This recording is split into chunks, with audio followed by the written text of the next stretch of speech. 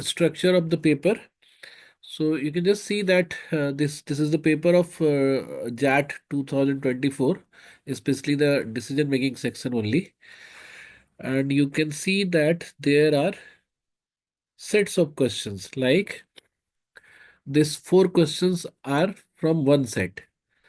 So what you'll see, there is a story which is common for all the four questions, and then you can have or you may have some extra information every question in every question.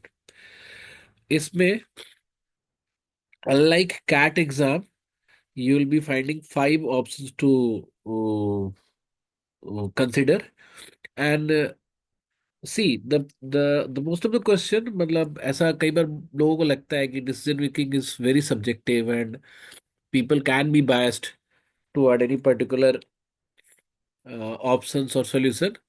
तो वो सच है। हालांकि इस particular question में भी देखो, ऐसे बोलता है कि which of the following considerations will best dissuade. मतलब ये भी जानते हैं कि इन पांचों में से एक बेस्ट है, तो ऐसा नहीं है कि बाकी के चार बिल्कुल गलत है। They may also be the preferable options for someone. तो हालांकि इस पे हम बाद में आते हैं। तो ऐसे जैसे चार क्वेश्चन है इस सेट के, इसमें देखो यहाँ पे 5 6 7 होगा। I think sir has mistakenly written, और यहाँ पे 4 to 6 है, ठीक है। 4 5 6 तीन क्वेश्चन पहले था, तीन इसके बाद है।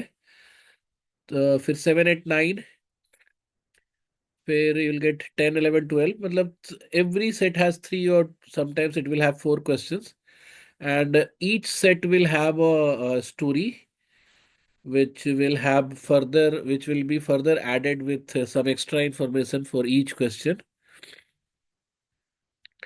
and you will have around 20 21 questions. Like in this paper you have 21 questions.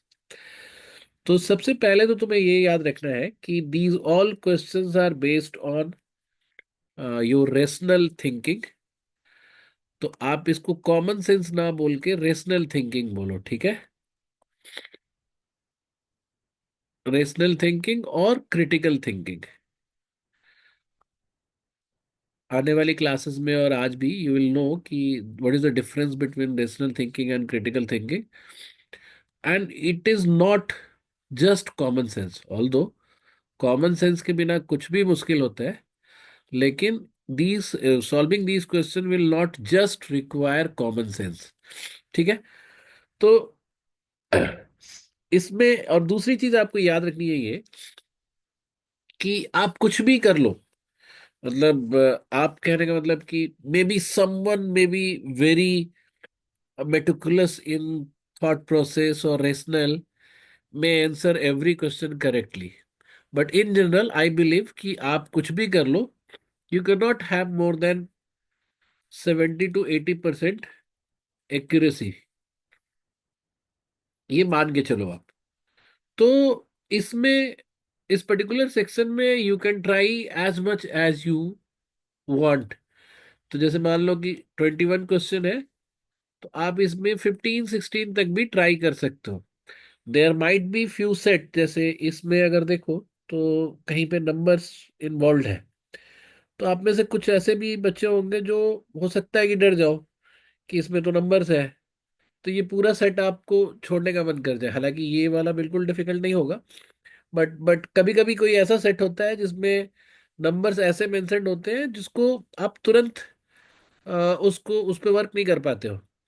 तो अगर आप कोई एक सेट छोड़ते हो तो तीन क्वेश्चन आपका छूटेगा, कोई दो सेट छोड़ते हो तो वो तीन और छूटेगा, या तीन चार में से एक एक क्वेश्चन भी छोड़ते हो, तो इस तरह से आप 15 to 16 क्वेश्चन का अटेम्प्ट कर सकते हो। और इसमें अगर आप 70% के आसपास भी एक्यूरेसी है आपकी, तो नियर बाई 10 क्वेश्चंस की आपकी मार्क्स मिल जाएंगे, 10 मार्क्स आपको मिल जाएगा। And this is good enough marks for this particular section, ठीक है। तो सब मतलब while studying or while preparing for decision making, you just need to remember that you may not find the same rationality with which the question has been created or you may not find the sync between your thought process with the answer has been given. But मैं इसलिए बोल रहा हूँ कि उसको गलत आप रहने दो. Do not change your thought process with every question, because there will be a rationality which you will develop in due process. आने वाले टाइम में, मतलब 2 हफ्ते में आप एक रेशनलिटी डेवलप करोगे. उस रेशनलिटी से आप 70 to 80% क्वेश्चंस आप सही करोगे. If you'll try to reach 100%, you might get confused and maybe your accuracy may shrink to 50 to 60% also. तो इसलिए every time when you find your answer कि ये गलत है, तो हो सकता है कि आपको उनके लॉजिक को इग्नोर कर दीजिए. आप सोचिए कि ठीक है, मेरा ही ठीक है. बिकॉज इवन ये अभी की बात नहीं कर रहा हूँ, ये आफ्टर सम टाइम जब आपकी एक कंक्रीट पर्सनैलिटी डेवलप हो जाएगी, तो उसके बाद की बात कर रहा हूँ कि you may not choose to accept their solution sometimes. तो कभी कभी आप ऐसा मान सकते हो कि जो आप सोच रहे हो वो सही है. ठीक है, इसमें कोई गलत बात नहीं है. Because every time you will start following the their explanation, then you will not have anything concrete in your mind. ठीक है, ये बात सबको समझ में आ गई? कोई एक आदमी बोलो हाँ ना. किसी को कुछ कंफ्यूजन है इसमें तो पूछो. नहीं सर, क्लियर है। क्लियर है ना? मतलब मैंने क्या बोला बताओ एक बार विराज, तुम थोड़ा सा उसको. कि मतलब don't doubt your self essentially, exact. Don't after expect after making a 100%। Certain thought process, उसके बाद, अभी तो आपको हम्म। करना चाहिए. अभी तो आप, you can think of knowing more about question and the structure and the answer and rationality. Once you develop that and started getting answers right, उसके बाद you don't have to accept every reason which they are giving. ठीक है? और किस? ठीक है ना विराज? हाँ सर। बाकी सबको समझ में आया मेरी बात? प्रवीण, ऋषभ, सृष्टि? हाँ जी सर। ठीक है. Yes sir. हाँ. तो अब दूसरी जो इम्पोर्टेंट चीज क्या है कि इनके ना क्वेश्चन पूछने का तरीका कई बार थोड़ा पेचीदा हो जाता है. Because they would be asking something very simple thing, but they might use और pattern very difficult to comprehend to ask the same question. ठीक है? तो जैसे कि मैं, रुको थोड़ा आगे देखता हूँ मैं. Let me take. चलो ये वाला एग्जांपल देखते हैं. ठीक है?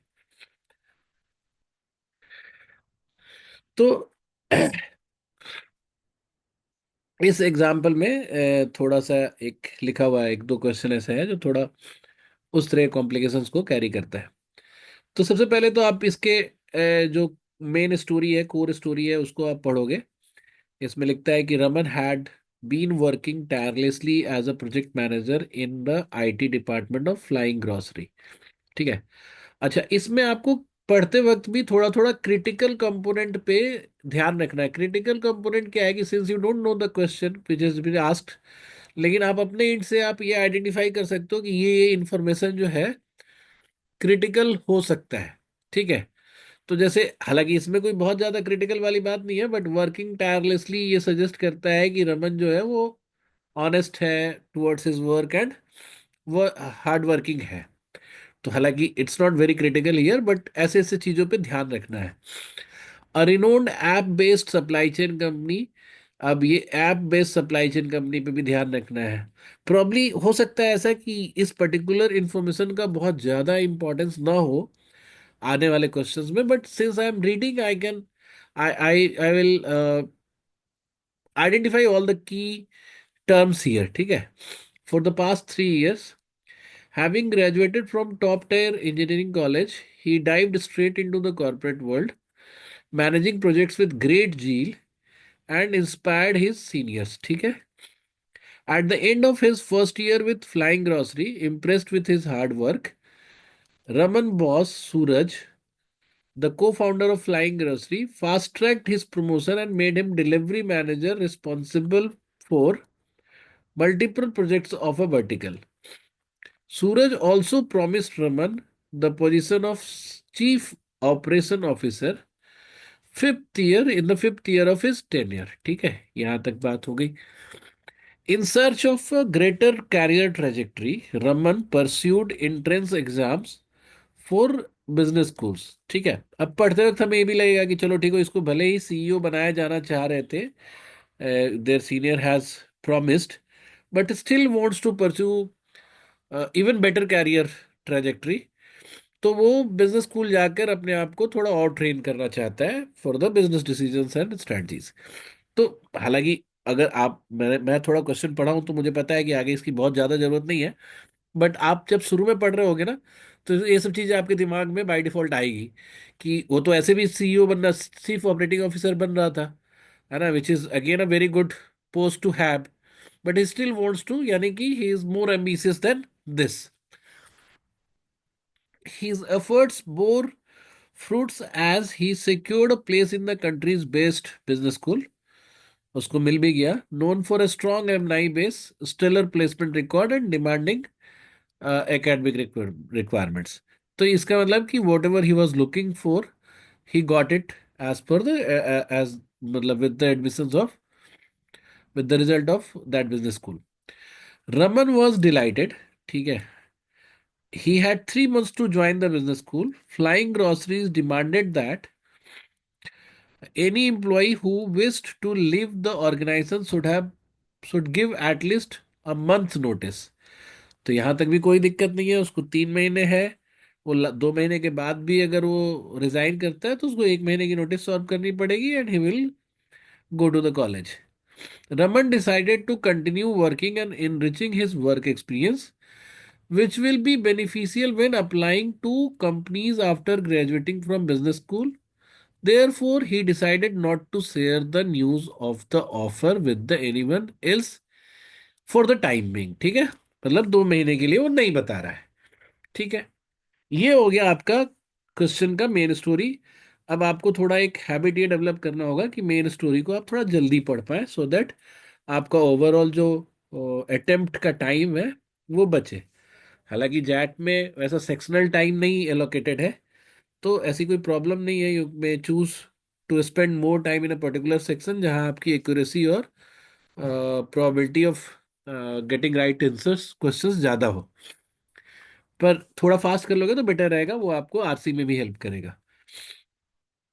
अब क्वेश्चन ये है कि फ्लाइंग ग्रोसरी वॉज, अच्छा यहाँ तक में सबको समझ में आ गया ना, ऑल द 15 पीपल हियर, आप सब लोग को पता चल गया कि क्या हुआ है अब तक की कहानी में? Yes sir. ये यस सर। ठीक है, उसके बाद बोलते हैं, अब मैं पूछूंगा तुम लोग से, I will not be answering the question, आप लोग को ही बताना है, तो कहानी सब याद रखना। Flying Grocery was planning to implement a much needed update to enhance the functionality and user experience of their app। Flying Grocery was planning to implement, ये कंपनी की तरफ से वहां का अपडेट चल रहा है। According to Suraj, the update was expected to take at least 6 months to complete। सूरज कौन है? उसका बॉस, को founder of the company. Suraj wanted Raman to lead his project because his leadership was critical for the project success। Raman की leadership जो है वो critical है project success के लिए, तो सुमन सूरज जो है ये चाहता है कि रमन ही लीड करे। However, Raman knew that he would be there only for 3 months। He was not sure whether he should accept the project। अब देखो क्वेश्चन कैसे पूछता है इसको। विच of the following information if true, ये क्वेश्चन समझना यहाँ पे की है कि क्या पूछा है, इनमें से कौन सा इंफॉर्मेशन, यानी कि आने वाले जो 5 स्टेटमेंट है वो सारे इंफॉर्मेशन है, सारे के सारे इंफॉर्मेशन है। Which of them if true, if मतलब अगर ट्रू होता, will best assist Raman in accepting the role of the leading project. अब ध्यान दो, यहाँ पे एक चीज तुम्हें हम बता देते हैं अभी क्रिटिकल। ये विल बेस्ट असिस्ट के बाद का ना कई बार क्या करते हैं, यहाँ के बाद चेंज कर देते हैं लैंग्वेज। जैसे इसमें लैंग्वेज दिया हुआ है in in order to accept the role, कि कौन सा सच होगा तो बेस्ट असिस्ट करेगा कि रमन ले ले रोल को।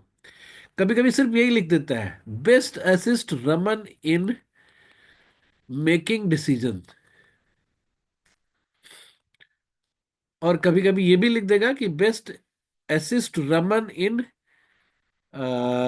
Not accepting the decision. तो तुमको ये ध्यान रखना है कि बेस्ट असिस्ट तक तो बहुत सारे क्वेश्चन में लिखा रहेगा, यहां से यहां तक बहुत सारे क्वेश्चन में लिखा रहेगा, बट जो नेक्स्ट लाइन है कि रमन इन एक्सेप्टिंग, तो यहाँ पे हमें जो एक्सेप्टेंस को वो करे। क्यों ये दोनों में फर्क है? मेकिंग डिसीजन वाले में क्या होगा कि पांच में से तीन ऐसे देंगे जिसको एक्सेप्ट करने के सपोर्ट में रहेगा, दो ऐसे देंगे जो रिजेक्ट करने के मोड में रहेगा, बट एक ऐसा होगा जो सबसे स्ट्रांगली रिकमेंड करेगा एक्सेप्ट को या रिजेक्ट को। तो वो ज्यादा टफ हो जाता अगर ये वाला क्वेश्चन होता तो। ठीक है, यहाँ पे तो फिर भी एक क्वेश्चन की अलाइनमेंट है कि पांचों में से कौन सा statement if true is will help, will best assist. देख रहे हो यहाँ बेस्ट असिस्ट मतलब कि बाकी भी असिस्ट कर सकते हैं, but one of them when true will best assist Raman in accepting, ये ध्यान रखना, accepting the role of leading the project. ठीक है, तो ये वेरिएशन समझ गए, तो मैं आने वाले क्वेश्चंस की भी वेरिएशन बता दिया कि कभी कभी एक्सेप्टिंग की बजाय लिख देगा in making decision.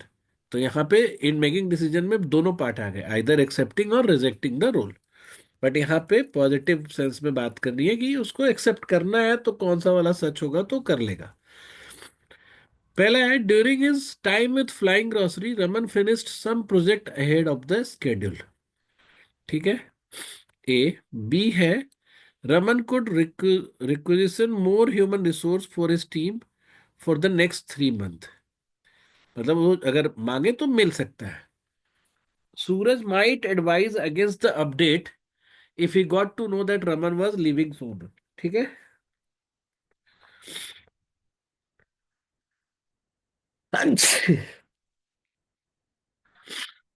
The last two projects Raman led was successfully completed by his subordinates during his exams.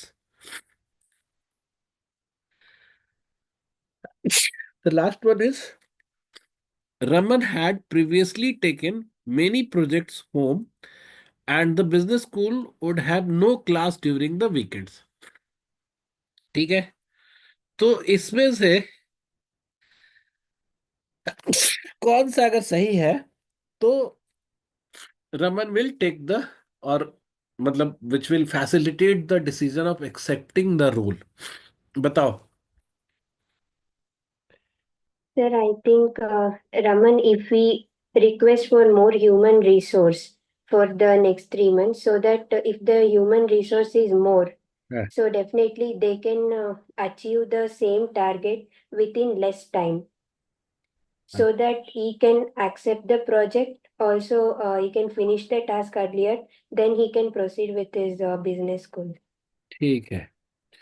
और नेक्स्ट कोई और कुछ और सोचेगा? ये कौन बोला, ये कौन था? Nisarga.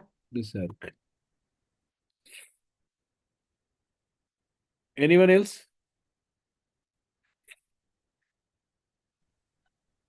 Sir option D. D, ये कौन है? वासु सर। हाँ, वासु वासु सर। वासु। वासु, वो तुम भी रेशनल दो इसका। सर एक्चुअली जैसे इस रमन के पास अभी भी 2 मंथ हैं। सो हाँ, अगर वो 2 मंथ में प्रोजेक्ट कोऑर्डिनेशन कर दे और टाइमलाइन वगैरह बना दे और उनको बता दे कि कैसे कैसे करना है, तो उसके सबऑर्डिनेट ने ऑलरेडी उसकी एब्सेंस में काम किया हुआ है। सो हाँ, मे बी ये होगा कि अगर वो वहाँ मतलब 2 मंथ के बाद वो छोड़ भी दे, या 2 मंथ के बाद वो दे और 3 महीने तक मतलब ऑलमोस्ट हाफ ड्यूरेशन वो काम कर ले और हाफ ड्यूरेशन उसके सबऑर्डिनेट्स वो प्रोजेक्ट कंप्लीट कर सकते हैं। ठीक है। और सब मुझे भी डी लगता है। तुम कौन, अनु? हाँ जी। और कोई? Sir, I'll also go with B. B, ये कौन है? Abhiraj. अभिराज। और बताओ।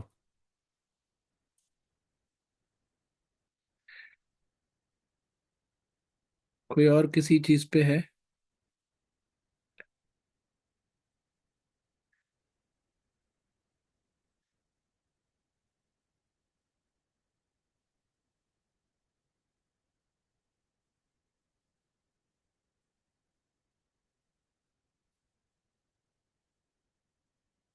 Anyone else?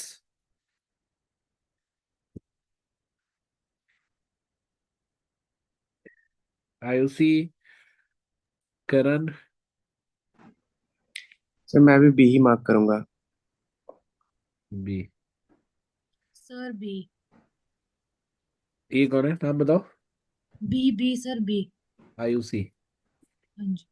और कोई? जल्दी जल्दी बोलो, we don't have all the time. और किसी पास चॉइस है?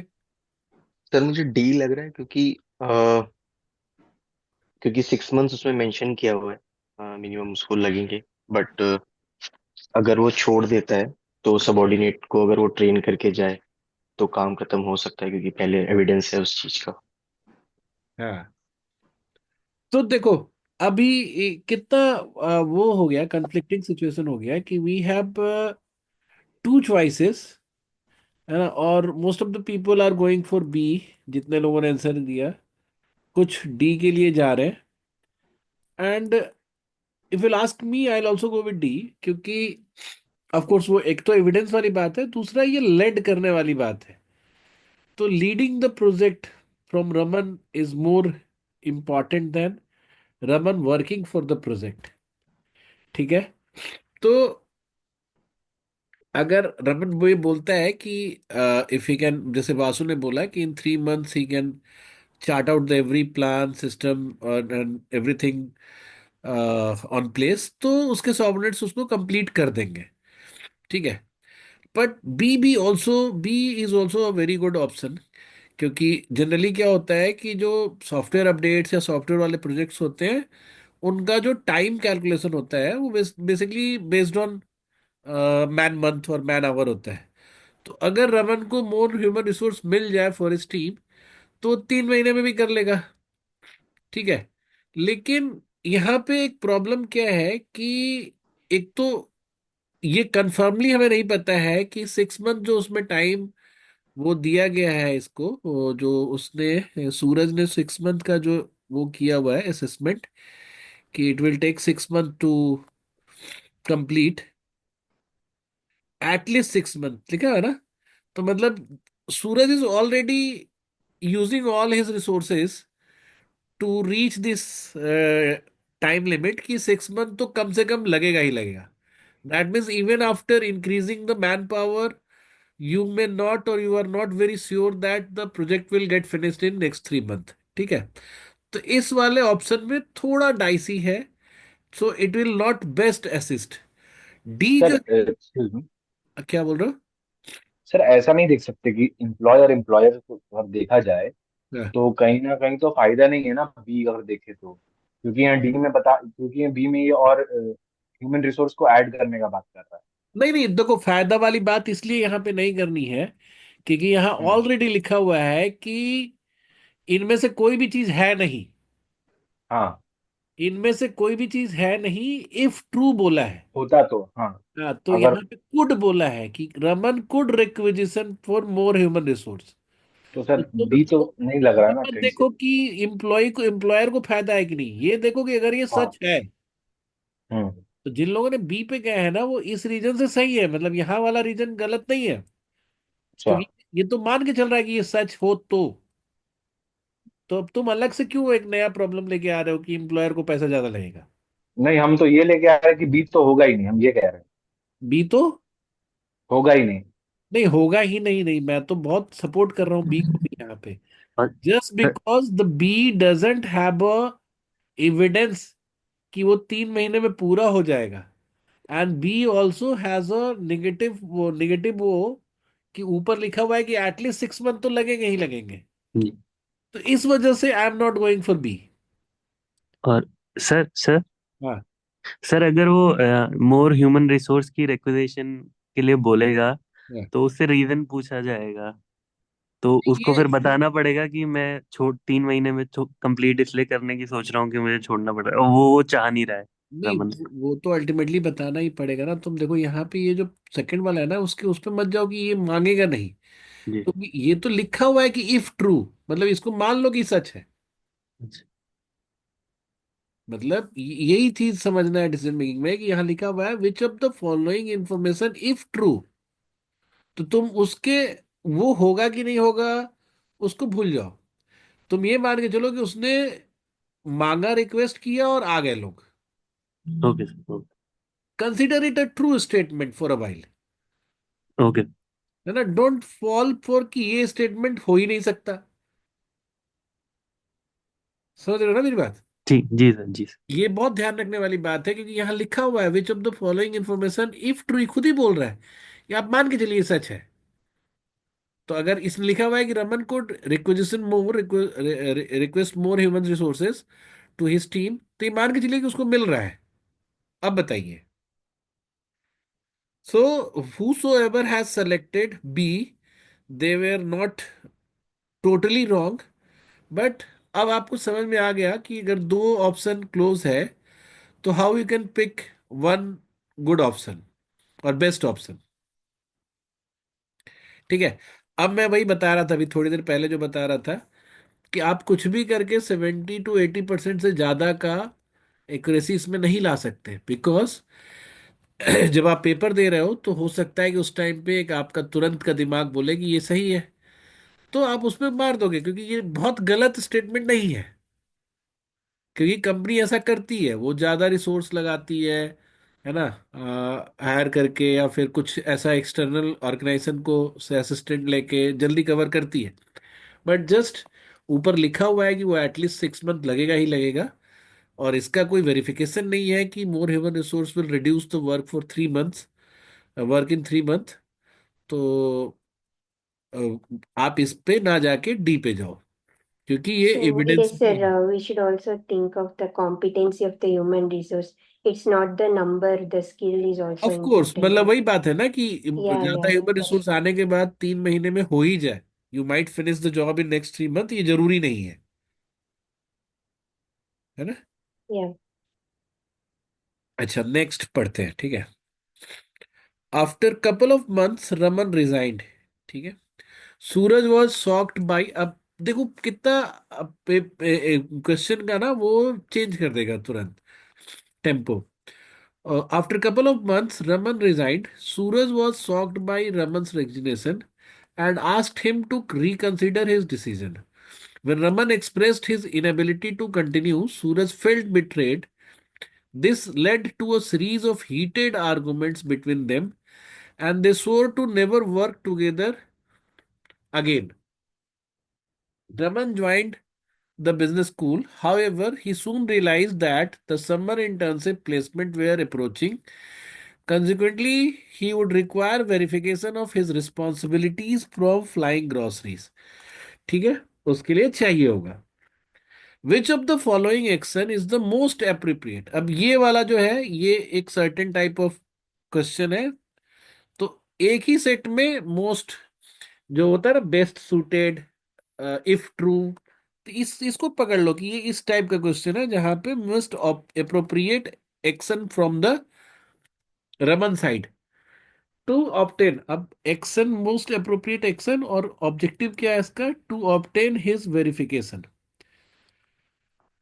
अब बोलता है Raman should write a sincere and professional apology letter expressing regret for the argument Raman had with Suraj. Raman should write an email to Suraj emphasizing that Raman's roles and responsibility and request him to approve them. Raman should contact the HR representative to facilitate the verification of Raman's responsibilities. Raman should reach to a mutual acquaintance within the company and ask her to intervene. Raman should re-establish communication with Suraj through social media platforms like Facebook and persuade him there. अच्छा, बहुत लोग जब तुमको कभी video किसी और का देखोगे ना, तो they will follow the rejection rules ज्यादातर, कि एक को मतलब रिजेक्ट करो, कि निगेट करो कि ये ऑप्शन नहीं हो सकता, ये ऑप्शन। मैं थोड़ा फॉलो करता हूँ सिलेक्शन का। I prefer more in selecting the right action than negating the wrong one और वीक वन। ठीक है। बट एनीवे, कभी कभी निगेशन भी काम देता है, जैसे ये लास्ट वाला है ना, कि reestablish the communication Suraj with through social media platform like Facebook and persuade him there. ये बहुत एब्सर्ड है, इसको आप बहुत आराम से निगेट कर सकते हो। तो एनीवे, आप लोग किसको सेलेक्ट करोगे, बोलो। Sir I would go with C. कौन सा? Abhiraj, now you can go. Vinay will sorry, go with C. Sir, I would also go with the C. So same. C. Everybody is going with C, नहीं? I would go with A only because considering that I mean Suraj essentially owns the company. Even the HR representative might take directives from him, and if Raman like this is just based on like past experience, if he reaches out to the HR representative, Suraj might again feel that he's going behind his back to obtain the verification and might create problems. So he may have to swallow his pride and just send an apology letter to because ultimately उसको verification letter चाहिए. और कोई है जो ए को वो करता है? Yes, sir. I'll also go with A. ये कौन है? Vasu, sir. Yes, बस। sir. और कौन बोला ए के लिए, और Sir, कौन I, बोला? I will also go with A. क्या Yes, नाम sir, we तुम्हारा? can go with A. मैं अनु। अनु। अनु, मुझे लगता है तुमको सी पे जाना चाहिए था, हम्म। क्योंकि जितने वर्केक्स वाले लोग हैं ना वो ए पे जाते हैं। क्योंकि मतलब कि रियलिटी इंडस्ट्री का यही है कि बॉस जो है हर चीज में टांग अड़ाता है। अगर आपकी किसी से लड़ाई हो गई तो आगे आने वाले 10 साल तक आपकी ग्रोथ में बाधा बनने की कोशिश हम्म, करता है। बट यहाँ पे तो थोड़ा, मैंने देखी है वो चीज। हाँ वही वही, जितने लोग भी, मतलब मेरा भी जो पुराना एक्सपीरियंस है वर्किंग समवेयर, तो मुझे लगता है कि ऐसा होता है कि मतलब शायद वो ना मिले। बट मैं तुम्हें बताता हूँ, डिस्पाइट द द वो जो कंसर्न जिस अभिराज ने और वसु ने बताया, आपको वेरिफिकेशन लेने के लिए एचआर के पास ही जाना होता है सबसे पहले। And if there is any problem then only you will go to Suraj.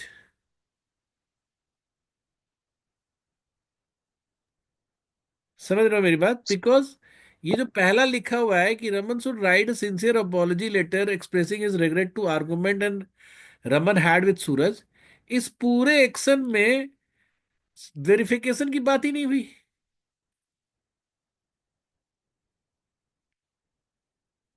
But even otherwise, it would seem like he's contacting with an ulterior motive, right? So, when that. देखो, इतना emotional depth में नहीं जाना है वरना बहुत गलत होगा विनय। ठीक है, go pick the very white and grey situation कि हमको सर्टिफिकेट लेना है, या हमको वेरिफिकेशन लेना है, तो I go for the proper channel.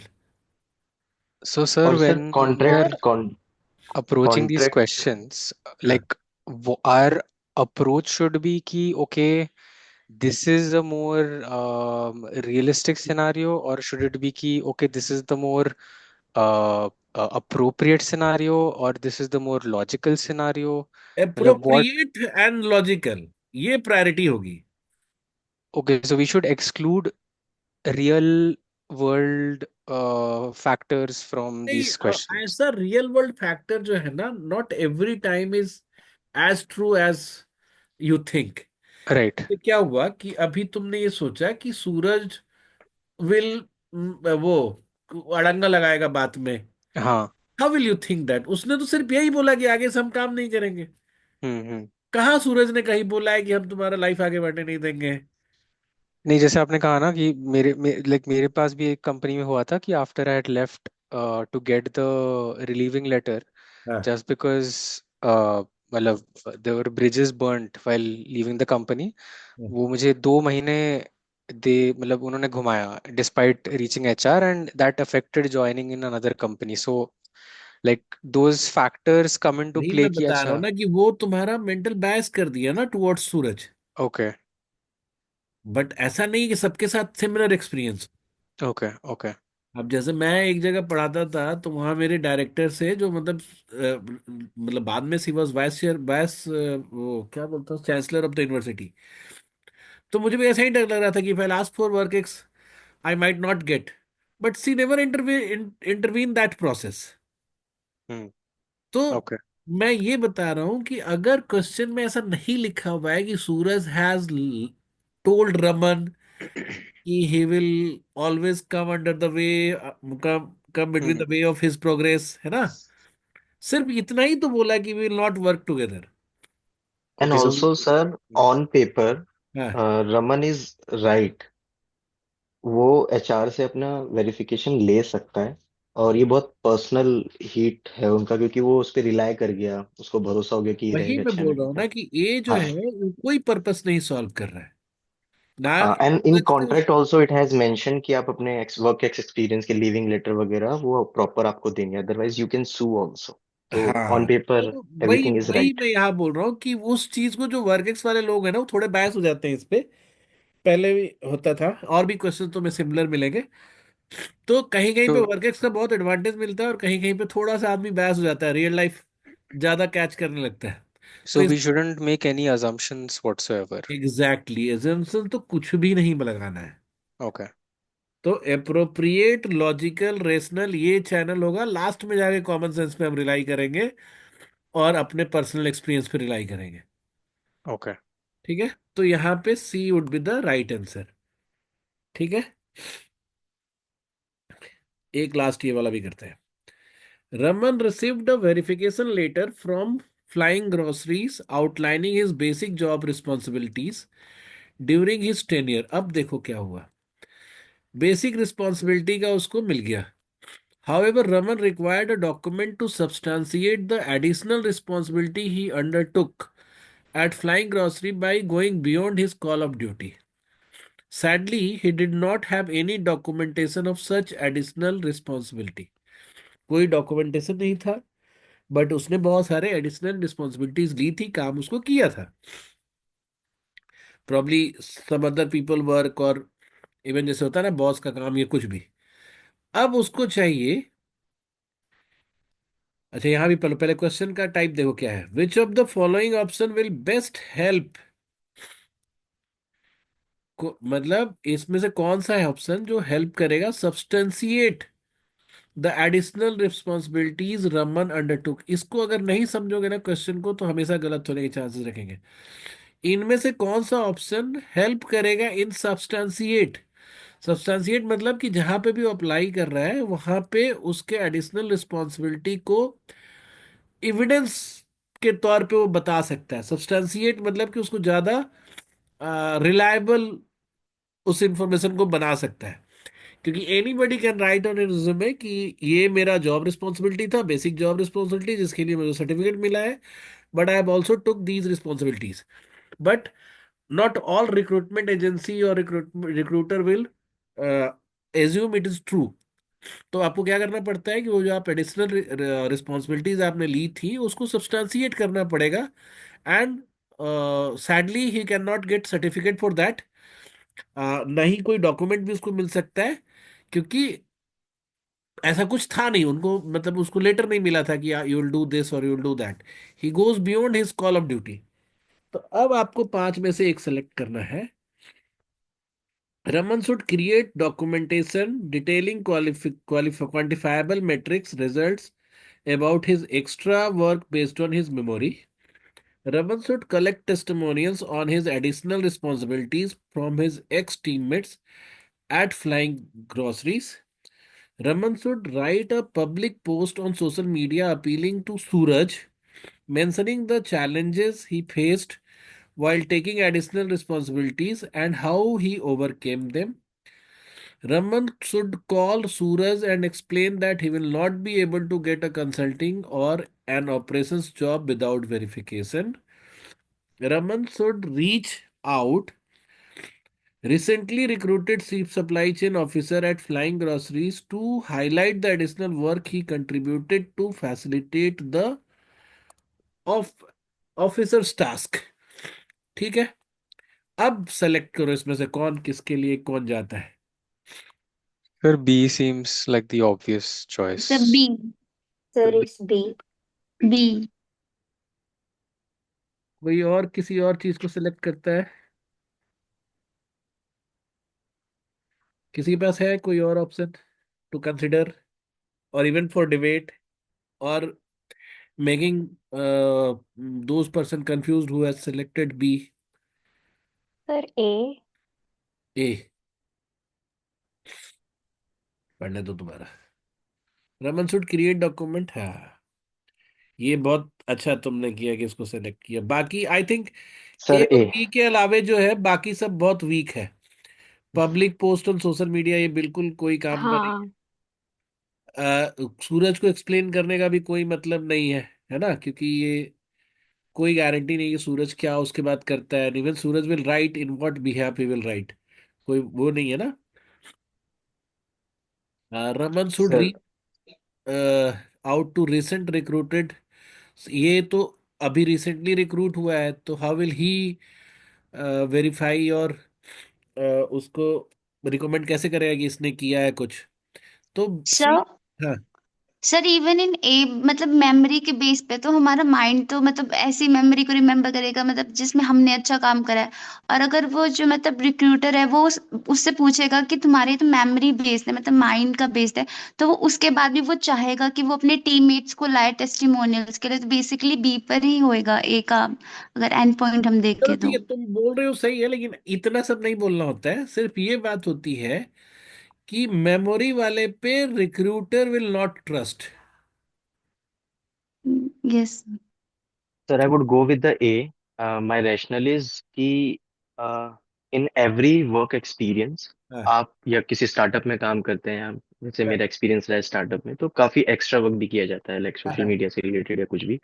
तो हाँ। for that, if I am applying somewhere else, so there are some other framework which I have been mentioned कि अच्छा मैंने ये भी काम किया है उस फ्रेमवर्क में डाल के, हाँ। हाँ। जो कि एक रिलीविंग लेटर में नहीं आता है, हाँ। हाँ। और उसको एक एविडेंस बेस बना के कि क्या चेंज हम लेके आए हैं। एविडेंस कैसे, हाँ मतलब कि वो तो खुद सब तो पैरामीटर्स जो तुम दे रहे हो अपनी तरफ से दे रहे हो ना।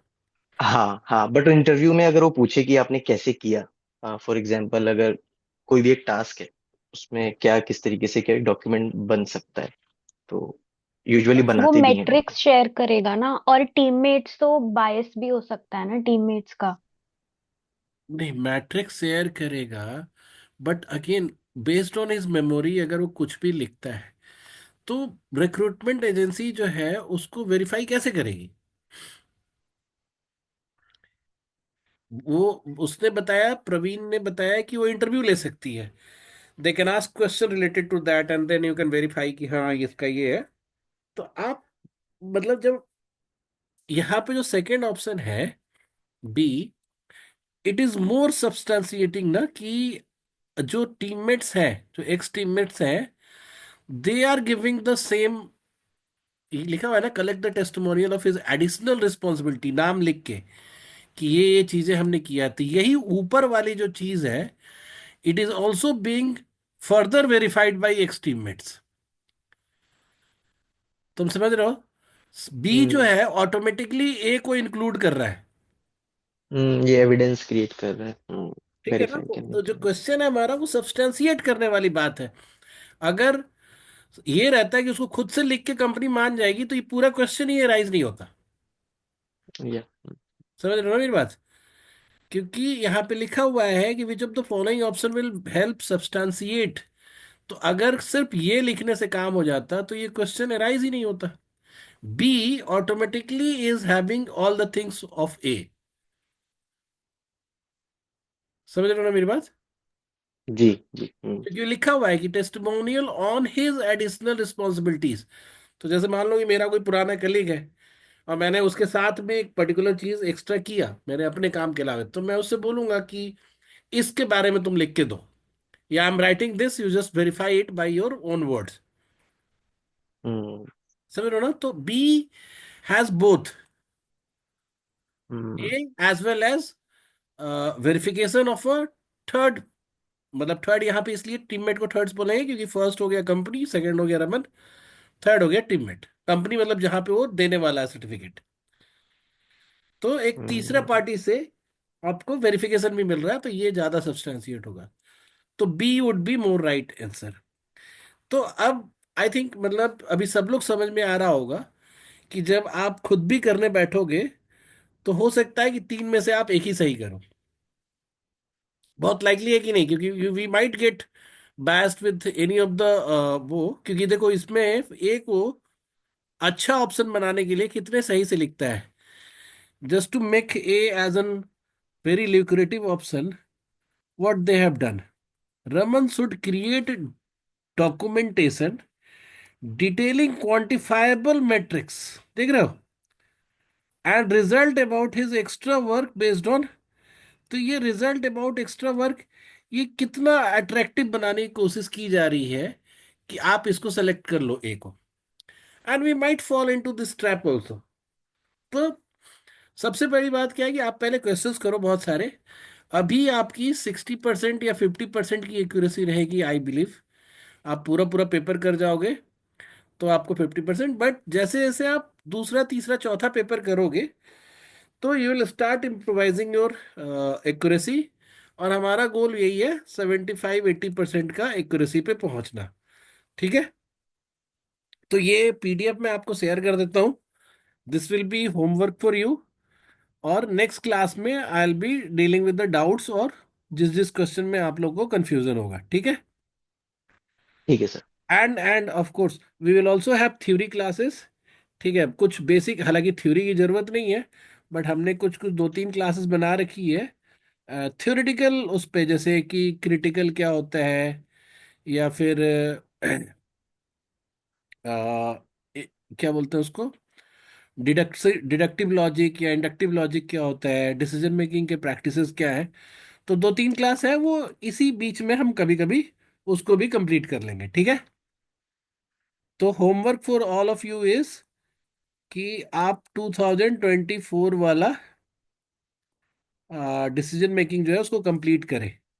ठीक है, करण है ना यहाँ पे? करण, क्लास नहीं आते हो तुम? जी सर, यहीं पे हूँ।